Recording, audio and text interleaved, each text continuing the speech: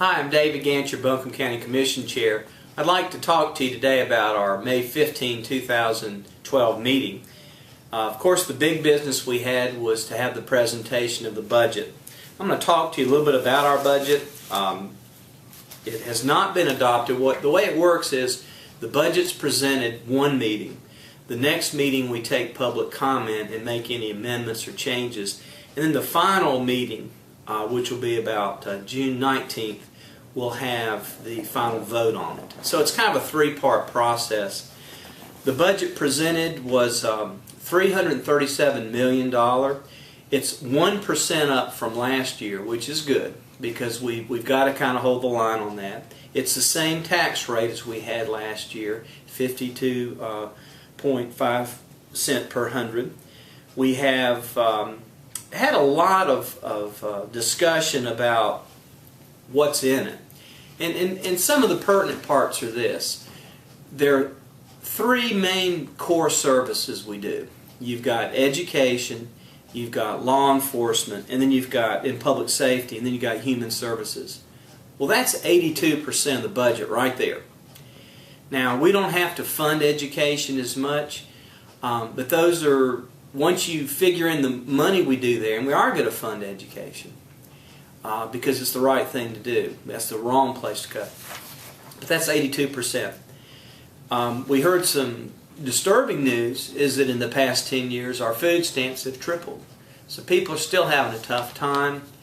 We have to pay off some debt. But we learned that when you compare Buncombe County to the other 9 urban counties in North Carolina, all the indicators, all of our debt ratios, which mean how much you earn to how much you're borrowing, your actual tax rate, your indebtedness, your bond ratings, we are way ahead of everybody. And I'm proud of that. That's good business, because when you have good business practices, you're upfront with people, you're good stewards of the money, but you can also borrow money.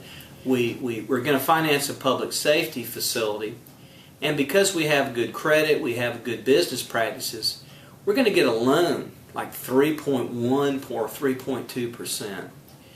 And number one, we can borrow money because we have a good rating, and secondly, we can get it for historic lows. And that saves everybody money. We need this facility to train firemen, law enforcement, and different folks. So it's a good thing for Buncombe County. I'm glad we're doing that. We have only dipped into our fund balance, which is basically our reserves, one time in 16 years. And that was 10 years ago. We try to put the budget out there and do what we say we're going to do with it and not go in the hole, or not. You can't go in the hole by state law, but not to borrow into the rainy day or the reserve fund. And we're proud of doing that. We found out we have 117 fewer employees than we did 15 years ago.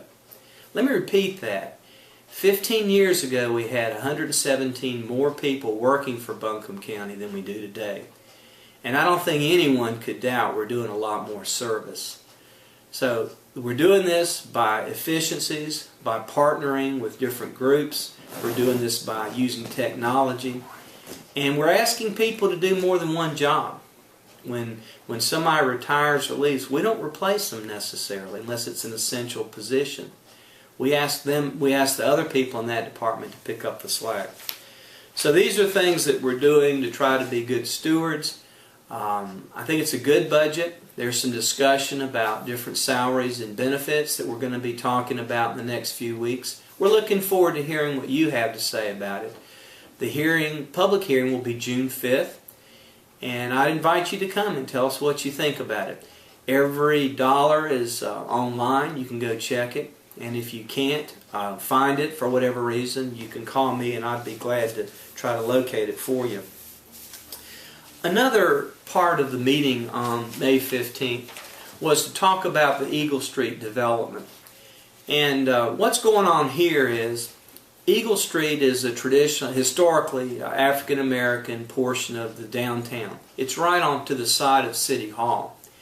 And it's been run down. It's been neglected for decades.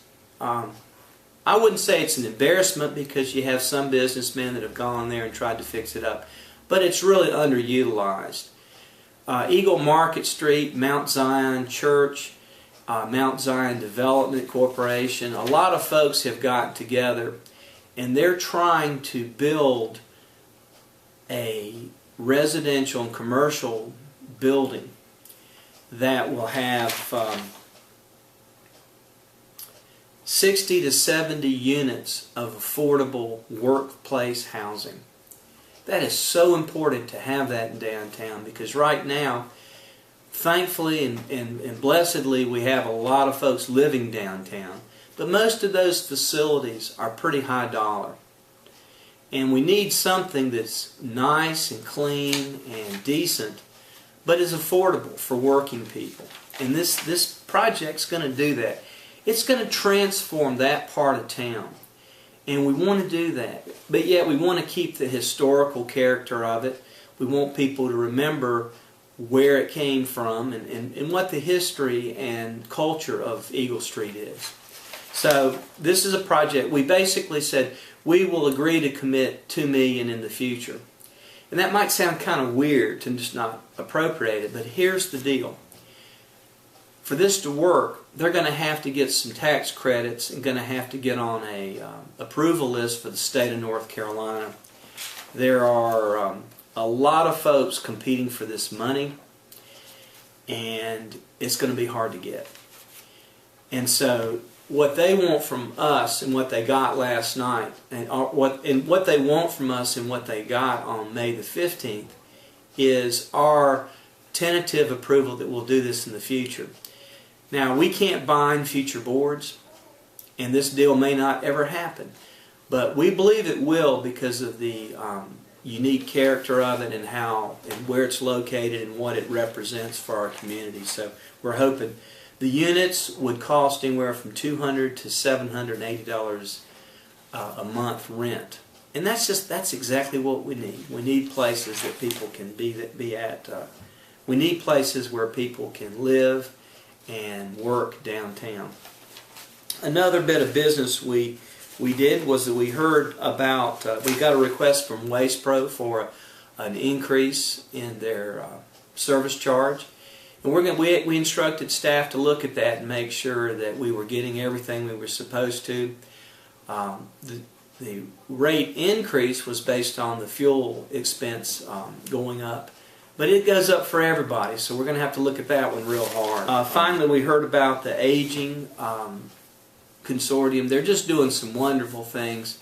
And the baby boomers have moved through. They're just about to the point where they are going to need the services. Something like 42% of people who live in Buncombe County are, in the next few years, going to be in that group. 42% of Buncombe County is either baby boomers or baby boomers or older people.